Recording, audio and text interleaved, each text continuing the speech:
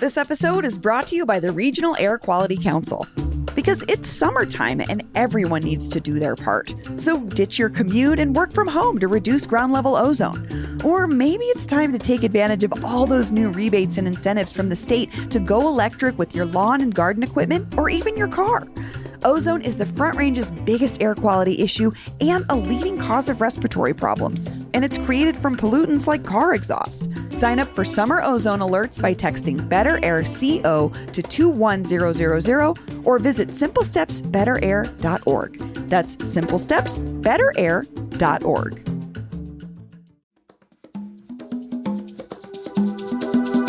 Today on CityCast Denver, we're partnering up with our friends at the Colfax Avenue Business Improvement District for another week-long celebration of Denver's longest, wickedest street.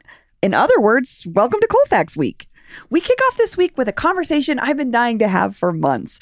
Because Colfax is one of my favorite places to go out, but where's the best place to go when you gotta, go? AAA spokesperson and bar owner Skylar McKinley and our own politics and green chili correspondent Justine Sandoval are back to help me create the ultimate list of Colfax's best and worst bathrooms.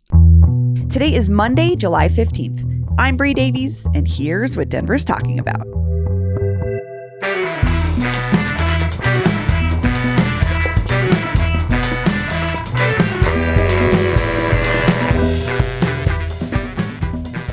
Skylar McKinley and Justine Sandoval, welcome back to CityCast Denver. Always a treat. What is up? So on our Best Bars episode, there was this moment when you two went on a tangent that made it seem like you were at least equally, if not more interested or qualified in talking about bathrooms in Denver. And in honor of our focus on Colfax this week, we're going to talk about Colfax's best and worst bathrooms. But to start, Justine, what do you look for in a bathroom? Location. I need it to be where I am. So I'm not too picky with bathrooms. I'm kind of an outdoorsy girl, so I'm down to go. You can wherever. kind of squat. Yeah, I'll pop a squat. But yeah, I mean, just as long as it's like sanitary enough, like as long as there's nothing too outrageously disgusting, I will go there. So. Skylar, do you have higher standards than Justine does? My mom must be so proud of this conversation we're having. I finally made it. I'm talking about bathrooms. I would say I have exceptionally high standards for bathrooms out and about. Which as a man, sitting is not a necessary part of the equation. True. That even with high standards, there's still a lot of leeway. I like an exceptionally clean bathroom. I probably won't use the toilet if I'm in a situation where I have to use the toilet in a public space at all. It's time for me to go home. Versus my night is a over. urinal? Yeah, so I'm very strategic with how I use the bathroom. I will use a dive bathroom if I'm using the urinal. Fine, no problem. Happy to do it. If I'm using a toilet, it's got to be clean and it's got to be private and it has to be far away from wherever the action is at the bar. Because I don't like to, in my mind, I get this neuroses. Like someone saw me go in there and they're going to count how long I've been in the bathroom and then I'm going to have to talk about being in the bathroom when I get out of the bathroom. So it's just, I try to be quick no matter where I go because of this sort of Seinfeldian fear I have of people monitoring my behavior. No, I feel you because especially if it's a small room-ish, like a small bar, and then you're like, it's an announcement that you're going to the bathroom. And if there's only one, right? If there's one stall or one stall per gender, then it's like someone's waiting. I need to be considerate in here. There's then a the line. anxiety begins. And right. I'm thinking about before they tore down the old Shotgun Willies and built the new one that still looks like it's from the 80s. Their bathrooms had the swinging saloon doors. Just talking about those. I hated them because when you sat down, it didn't cover it was below. And I was like, hey, I'm not putting on the show here. Like, what the heck? Those stalls are the worst. They were so bad. It's like it's covering your face, but not the toilet. It's like the saloon doors. It's so on each stall. It was so strange. Well, we're talking about Colfax, and so we're going to start with Colfax's worst bathrooms, and then that way we can end on the best. Justine, do you want to start?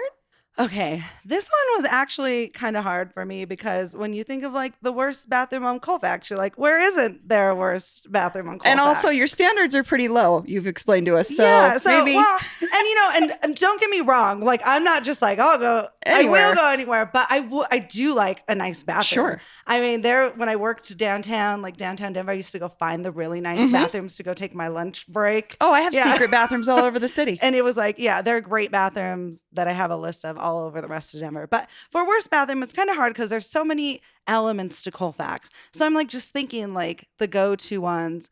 And I'm like, okay, like the bathroom at Taco Bell by the Squire, like that one is like a crazy worst bathroom. But clean sometimes. But and it depends. So yeah, I was kind of going through that in my head. Like, you don't want to be too classist. Like, why is some bathroom the worst versus this bathroom type situation?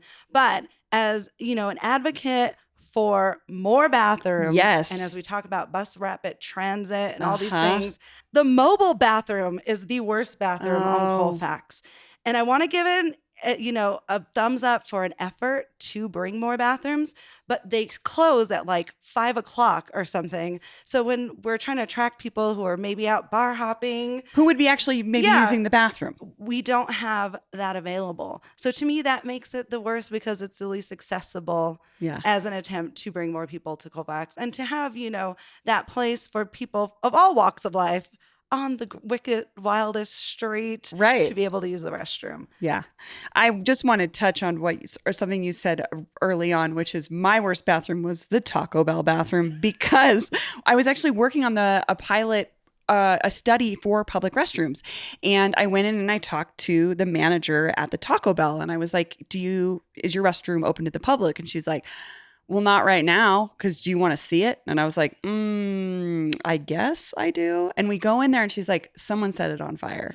So I had to close it. And there was just like a flame, like it was just like smoke marks along the door. And I felt in that moment, I like felt for her so much because like I already feel for someone working at the Taco Bell on Colfax is seeing things we could never unsee. I can't imagine what she's seen. And her face, she was just stone faced, like, yeah, it exists, but do you really want to see it?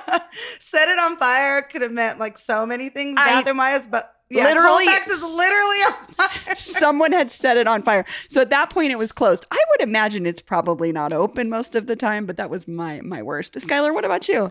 I thought long and hard about this one, and I think, you know, if I think about the worst bathroom experiences I've ever had on Colfax, that absolutely was what was once Sancho's Broken Arrow. Oh my gosh. Where you have to climb up those stairs. It's like a jungle gym of people moving back, and of course, with bathrooms, especially in that venue, you've got drug users moving. You know, it's basically a rave on its own. There's a lot of people using that bathroom, and then you get up there. You don't know which is the right gender, right? And both doors are swung open. So you're looking like, which one? And so then you're just looking to see people streaming out and you're guessing their gender and saying, is that the bathroom I should be using? Then you get in there, everything's broken. The toilet is broken. The urinal is broken. The sink is broken. I'm like, well, why was the door open? If there was ever a time to have the door closed.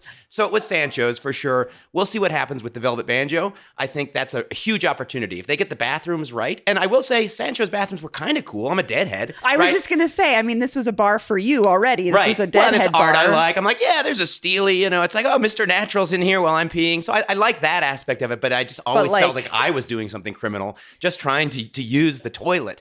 I think of the extant bars or extant bathrooms that I've used on Colfax, now with Sancho's gone, it's probably the Lion's Lair.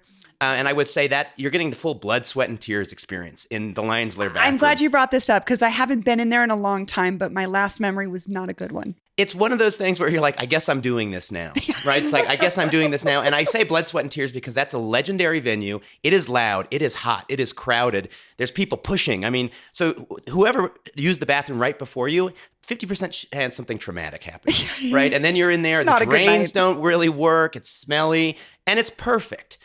If I walked into the Lion's Lair bathroom after drinking in the Lion's Lair and it was clean, I would shoot myself. I'd be like, because you'd be like, is something wrong here? Right, exactly. It's like, I would have been like, there must have been a crime. There must have been a body here. There was something, they must have had to renovate because of some. And so it's perfect.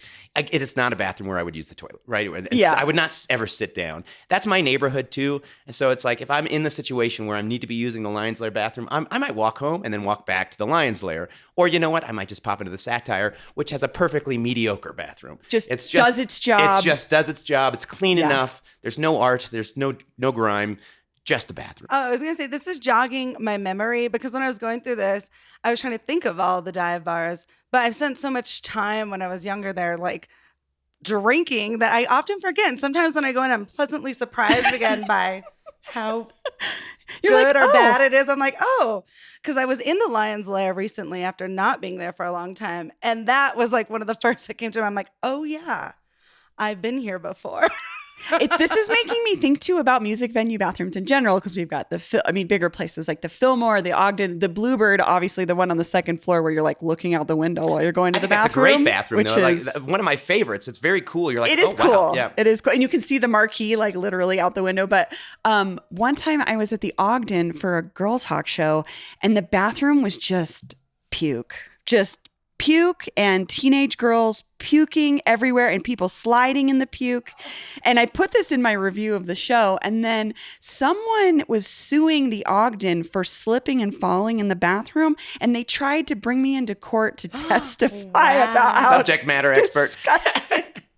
And it was for Westward, and Westward editor Patty Calhoun was like, "You are absolutely not doing that, and I will take care of this from here." And I was like, "Thank you. I don't want to go to court and testify about the disgustingness of the Ogden's bathroom." It's one of those things too where you're like, how has the fire marshal not looked at this? Because those bathrooms at the Ogden are always so busy. No matter what point it is in the show, it's packed. And I'm like, someone surely has looked at this and been like, "Well, we need to put in another bathroom." I don't know if they're ADA compliant. Like, I have a lot of questions about the Ogden bathroom. I doubt it. Well, okay. Oh my gosh. Wait, I had one more story that I was thinking about. I'm like, how embarrassing. I have so many bathroom stories on Colfax. But when Streets of London existed, and in the late 90s, early 2000s especially, I would say it was a pretty spotty place to be hanging out. But they used to do $2 Eucalypts. I'm 21 years old. I'm there doing purple hooter shots and drinking PBRs or whatever. And late night, it's like they're closing up. Stoney, that owns all the Stoney's cantinas, he used to be a bartender there. And I remember he would like let us drink till right when it was time to close. And he's getting ready to close. And 2 Hells Angels come in and start throwing bar stools and fighting, and it was terrifying. And I went and I hid in that bathroom for like a good 15 minutes. So maybe actually that doesn't make it the worst bathroom. It made it the safest bathroom at that moment.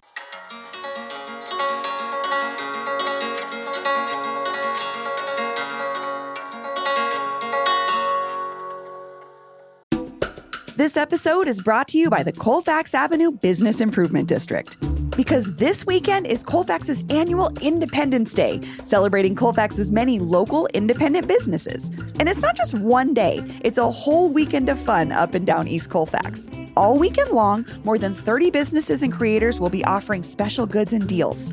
Just look for the teal Colfax Avenue flag and mention Independence Day, and they'll hook you up. It's going to be fun for the whole family and folks of all ages, from on-the-spot typewriter poetry at Crazy Mountain Brewery to drag queen story time at Doppio Coffee. Find the flag, choose your own adventure, and make a day or a weekend of it. I'm excited about drag queen story time. Perfect on Colfax. That's where I want to see drag queen story time, amongst my people. Find all the details in our show notes and online at colfaxav.com. That's colfaxav.com. This episode is brought to you by the University of Denver. The University of Denver has launched a new executive certificate in affordable housing, which is so cool because Denver needs affordable housing and smart people to figure out how to build more of it. Participants in the program will learn all the complexities of affordable housing development and gain the practical skills necessary to work in this specialized sector. And this is a major issue in communities all across the country where housing prices are out of control. This new program from DU is for people who want to help tackle this pressing issue head on. It's designed to upskill professionals working in industries such as real estate, development, planning, law, architecture, social work, and more. But anyone with a bachelor's degree can apply. And DU is the place to go for this type of education. It's a frontrunner in academic programs focused on research and service for the public good. Courses are primarily available online with in-person intensives at the beginning and end, and they have generous scholarship opportunities to offset the program cost. Applications are due on July 31st, 2024. Apply now at du.edu/affordable housing certificate. That's du.edu/affordable housing certificate. This episode is brought to you by Denver Botanic Gardens Chatfield Farms. Because it's time for the garden's annual Lavender Festival. Coming up on the weekend of July 20th from 9 a.m. to 4 p.m. Saturday and Sunday, you can immerse yourself in more than 2,000 lavender plants at Chatfield Farms Lavender Garden. It's a family-friendly celebration of all things lavender, with live music, local artisans and lavender products, and demos in the blacksmith shop and dye garden. I mean, I bet you could get lavender soaps, lavender lotions, lavender candles. Fresh lavender candles, you can't beat that. Like a fresh made one. I'm also curious about what they do in the dye garden. That sounds awesome. And if you've never been to the Botanic Gardens at Chatfield Farms, you've got to go. It's right off C470 and Wadsworth Boulevard in Littleton. They'll have plenty of food and drink vendors, as well as barrel train rides, lawn games, and crafts for the kids. Tickets must be purchased in advance at botanicgardens.org. That's botanicgardens.org to purchase your tickets for the Lavender Festival today. Well, let's get to the good stuff. Let's get to the good bathrooms. Skylar, what is your favorite? What is the best bathroom on Colfax? This was such an easy one for me. I knew instantly when you had emailed me what my answer was going to be. I have been using this bathroom for 17 years. This is a big part of my life story is this bathroom. And this is the bathroom on the second floor of the Colorado State Capitol, adjacent to the old Supreme Court chambers. And that bathroom, when I first started out working at the Capitol in 2007, was staff only. So you had to punch a code on the door to get in. I was wow. I felt like I was governor. Yeah, I was like, I have a private bathroom here in the marble state capitol that was once used by senators and members of the Supreme Court. And then over time, as the Capitol, I think, became more open to the public, which is a great thing that's happened, there was a need for more public bathrooms on the second floor, so they opened that up. That was concurrent sort of with the period where I stopped being in government and when I was going to the Capitol as a lobbyist or to work on bills, and then suddenly I could use the bathroom again. And you walk in there, it's tiny, it's, maybe it's basically just the toilet and the sink, but the door locks, closes, it's just you. There's a nice frosty window. All of the equipment is like brass and ancient and really well kept. And it's like you really feel like, wow, history happens here. Or actually, moments right before or right after history happens right here. And I've always loved that bathroom. And it's a joy whenever I'm in the building to it's like seeing an old friend. Like, oh wow. Bathroom's still doing it. Yeah. Justine, are you familiar with these bathrooms? Yes, I am extremely familiar. I know exactly what bathroom you're talking about. And I think it was P-Gate when they had like the locks on the door that year. Yeah. What happened? I don't remember the whole situation, but there was something with like the key cards to get in and out of like that bathroom. So I remember that. So when I was working for the legislature, it was like, I think you had to punch in a code. So you had to know the code. And then when I was working for the governor, you had to beep. And you could beep your staff access for the building that all the lawmakers had and everybody had. And then but it wasn't marked as a bathroom. And then shortly thereafter, people would see people beep badging into this bathroom and be like, this isn't equitable. Yeah. You can't have a bathroom. This is the only close bathroom on this floor where the chamber is. Yes. That you can't do this. You can't do that. And so then they're like, yeah. And then they took away the badge access. And again, that was right around when I left government. So that bathroom has been chasing me. I've been allowed to use that bathroom my entire career. You had some special moments. That's the pooping bathroom in the Capitol too. That's the pooping bathroom. Or you can go to the basement, hide in the stall. I think you're outing yourself a little bit, Justine. I mean, I feel you. I worked at the Cherry Creek Mall for a long time, and I know where the bathrooms are that I would use that are a little bit more private than the other bathrooms. So, Justine, what about you? What's your favorite? What's the best bathroom on Colfax? I knew this was going to happen, but I could not decide if this was the best or the worst because a lot of shit goes down there. But I also picked the Colorado State Capitol because, I was really thinking about my entire Colfax experience too, and where I spent the most time and the most significant time. And it is something about that bathroom, and it's the people's bathroom. That's why I chose it. Also, there could be some dispute on whether it's on Lincoln or if the Capitol's on Colfax. But I think because the entrance for the people to get in is on Colfax, it is in fact on Colfax. But yeah, I have some honorable mentions for other best bathrooms. Yeah. But also just want to reiterate, the Capitol is like the bathroom it's of a Colfax. stately building. Go use it. If you're listening to this, you have a right. It's your building. I'm thinking about it right now. Built in 1894, surrounded by marble. And where else do you get a marble bathroom? Very under rare. the gold dome. But no, really, it is a place that, when you've spent a lot of time in the Capitol, you're there late nights. It's not only a place to use a restroom. Sometimes it's a place to go and cry or, have a moment. Or you just put your hands on that sink and you look in the mirror and you're like, what the hell am I doing? Why did I do that? I have an existential crisis in this bathroom. I'm like, is this what you want for your life? Yeah, so I mean, I love the Colorado State Capitol. It reminds me of like field trips, and there's just a lot. I mean, it really is and nice I also thought it could be bathroom. one of the most dangerous because it's one of the only places I've heard of a gun being left Yes. on the counter. There's been other stories of bathroom situations in the Capitol, but I think all around, For better or yeah, for worse, it's a good the bathroom. best. Well, mine was the Sea Film Center. I love their bathrooms. Wow. They're accessible, they're clean, and my friend JMO did all the illustrations in them. So she's done, I'm trying to think what's in there. There's like stuff from Beetlejuice, just like her artistic interpretations of them. And it's just a really nice bath. They have free tampons in there. I do love that bathroom. It's a great bathroom. Whenever I'm using that bathroom, I'm also missing a movie. So I'm just like, I'm trying to get in and out. In and out. That's the fastest bathroom in the West for me, where it's like, I got to get back.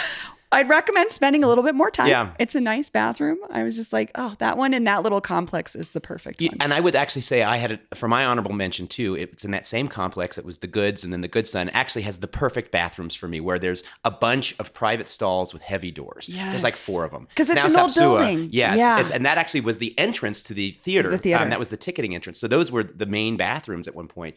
And also just clean, private, well kept, well stocked. Everything in that cultural complex is a good place to go to the bathroom. Yeah. Any honorable mentions for you, Justine? Yeah, so an honorable mention for best bathroom was recently I went into the Fillmore's bathrooms. They've redone us. They have redone them, and they are so clean. They smelled of the most fabuloso.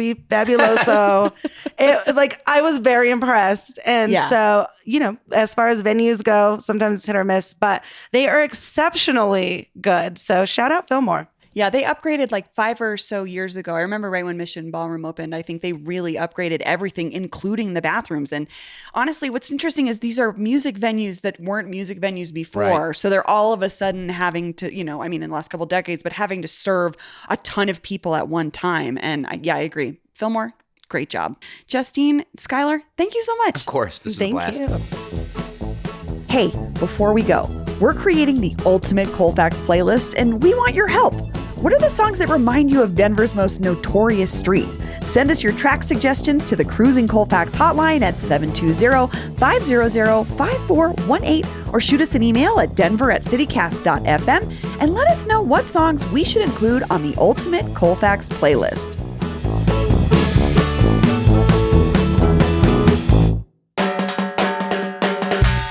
That's all for today here on CityCast Denver. If you enjoyed this show, why not take a minute to tell your favorite bathroom attendant about us? Rate the show wherever you get your podcasts and subscribe to our morning newsletter and learn more about us at denver.citycast.fm. We'll be back tomorrow morning with more news from around the city. See you later.